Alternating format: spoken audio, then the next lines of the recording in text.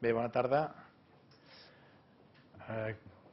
Com tots sabeu, el govern de Convergència ens proposa el pacte fiscal i pel que s'ha filtrat als mitjans de comunicació, l'estratègia serà la unió dels diputats catalans a Madrid, en el Congrés de Diputats, i les mobilitzacions ciutadanes en pro d'aquest pacte fiscal, amb l'objectiu d'una modificació, una suposada modificació de la LOFCA, de la Llei Orgànica de Finançament de les Comunitats Autònomes, incorporant una disposició addicional en la que quedi de manifest que Catalunya surt del règim comú i tindrà un tractament fiscal específic. Aquesta és l'estratègia.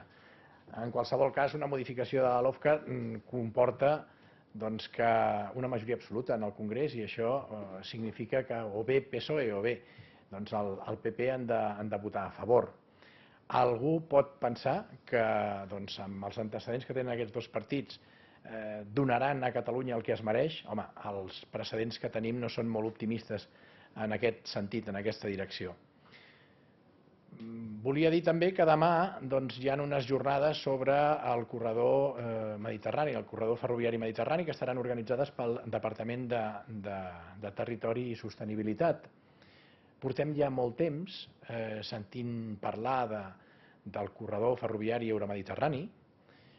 Veritablement pensem que és una infraestructura cabdal per Catalunya.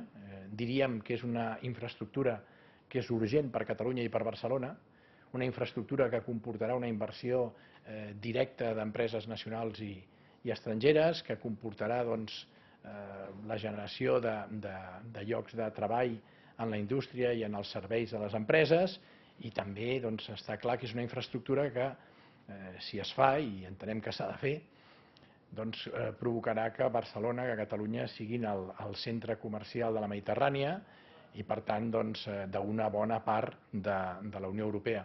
El que succeeix és que l'estat espanyol s'ha dedicat, en lloc de prioritzar aquesta infraestructura, a endarrerir-la sistemàticament. I això ha comportat situacions que no ens beneficien en res. I quan ens visita el ministre de Foment i diu que ho tirarà endavant, el que pensem és que se'ns està rient. Se'ns està rient perquè planteja coses tan inversemblants com una rampa d'accés a Barcelona que, com bé sabeu, impedeix que una locomotora pugui tirar del comboi i obliga a que els combois siguin de dues locomotores, amb la pèrdua de competitivitat corresponent. Veritablement sembla una broma que facin aquests plantejaments, però el que hi ha és una clara voluntat d'aïllar Barcelona, d'aïllar comercialment Catalunya. El que hi ha és una voluntat clara de marmar la capacitat econòmica de Catalunya i de Barcelona i, per tant, de la creació de llocs de treball.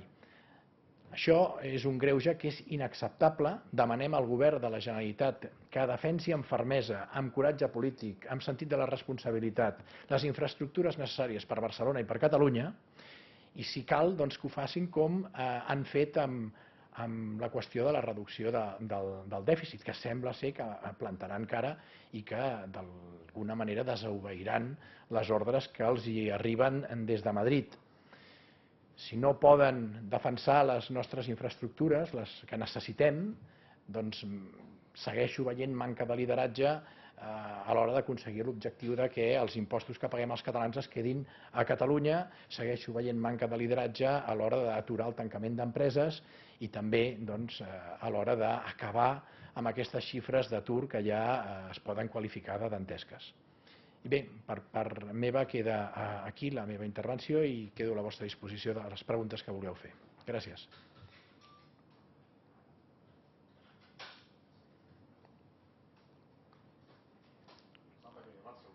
Sí. Què esteu pensant amb el Barça?